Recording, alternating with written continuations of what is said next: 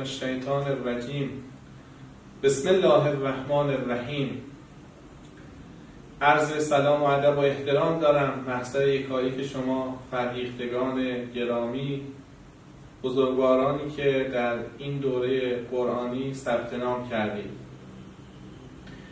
دوره‌ای که قرار محضر بزرگواران بشیم، دوره تفسیر موضوعی قرآن کریم هست که با محور آیات اخلاقی قرآن کریم برگزار میشه.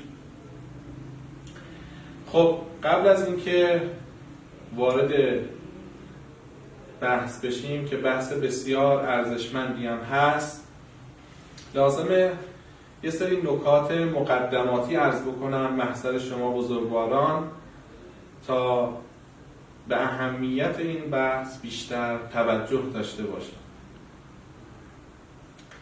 ببینید، قرآن کریم و پیامبر اکرم صلی الله علیه و آله یک مکتب اخلاقی بسیار بالایی را برای بشریت به ارمغان آوردند و ما به عنوان شخصی که مسلمان هستیم و کتاب آسمانی ما قرآن کریم هست، وظیفه داریم که با مباحث اخلاقی قرآن کریم آشنا بشیم. اون چه که در این جلسه اول که جلسه مقدماتی هست محضرتون عرض میکنم، عبارت از تفسیر موضوعی آیات اخلاقی قرآن کریم هست. خب تفسیر به چه معناست؟ شاید در ذهن بعضی از بزرگواران این سوال باشه که خود واژه تفسیر به چه معناست؟ واژه تفسیر در لغت به معنای پرده برداشتن از یک امر پنهان هست و به معنای تبیین هست، یعنی بیان یک امر، به معنای وضوح هست، روشن کردن یک امر. وقتی که این کلمه تفسیر به تنهایی به کار برده میشه، به معنای تفسیر قرآن کریم هست در اصطلاح. یعنی این واژه اینقدر در تفسیر قرآن کریم به کار رفته که هر موقع واژه تفسیر به تنهایی شنیده میشه، انسان یاد تفسیر آیات قرآن کریم میفته. قرآن کریم آیاتی داره که این آیات لازمه که تبیین بشه، بیان بشه و بیان آیات قرآن کریم هم به واسطه اهل بیت و علمای ربانی هست که علمای ربانی هم در واقع چیزی از خودشون نمیگن و چیزی از خودشون ندارن. اون چه که بزرگان و علمای ربانی میگن همون چیزایی هست که پیامبر اکرم و اهل بیت فرمودن. بنابراین آیات قرآن کریم لازمش اینه که ما به اهل بیت مراجعه بکنیم تا تفسیرش را به صورت واضح بتونیم متوجه بشیم. پس تفسیر در لغت به معنای پرده برداشتن از یک امر، به معنای وضوح و روشن کردن یک امر و در اصطلاح هم به معنی توضیح و تبیین آیات قرآن کریم هست.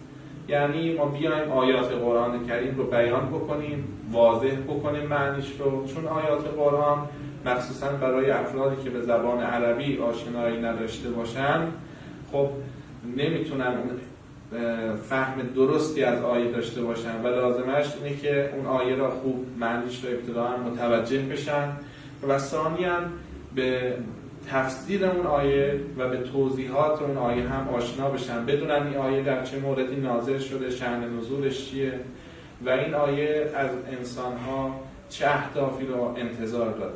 به هر حال ما در این دوره در نظر داریم که آیات اخلاقی قرآن کریم رو انتخاب بکنیم و پیرامون این آیات با شما بزرگواران به بحث و گفتگو بشیم. روش ما هم در این مباحثی که خدمت بزرگواران هستیم به این شکله که ما تفسیرمون به شکل موضوعی هست. خب فرقش با تفسیر ترتیبی چیه؟ در تفسیر ترتیبی مفسر قرآن از ابتدای سوره مبارکه هم به ترتیب مصحف، یعنی به ترتیب سوره هایی که در قرآن کریم هست، سوره مبارکه هم، سوره مبارکه بقره، سوره آل عمران، شروع میکنه به توضیح آیات قرآن. اینو میگن تفسیر ترتیبی.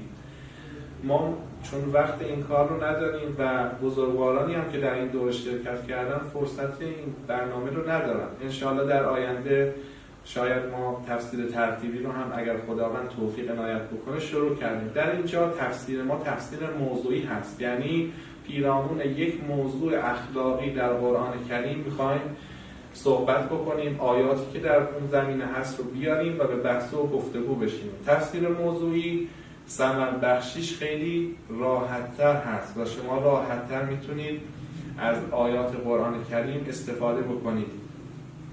مرحوم علامه مجلسی رضوان الله تعالی علیه که بهارالانوار رو نوشته، واقعا این کار ایشون خب بر ترتیب آیات قرآن کریم هست. این یک نوع تفسیر موضوعی هست در واقع بهارالانوار و این بهارالانوار از این جهت دارای اهمیت خیلی بالایی هست. بنابراین ما در این جلسات قصد داریم به صورت خیلی مختصر به تفسیر آیات اخلاقی قرآن بپردازیم. جلسات ما هم هر جلسه حداقل 5 دقیقه تا نهایتا حد اکثر 10 دقیقه هست که انشاءالله محضر بزرگواران هستیم و بزرگواران میتونن سوالات خودشون رو هم بعد از جلسه و بعد از بارگذاری کلید مطرح بکنن.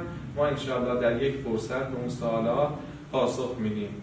برای همه شما عزیزان آرزوی موفقیت دارم. امیدوارم که زیر سایه قرآن کریم و اهل بیت علیهم السلام همیشه سالم و تندرست باشید.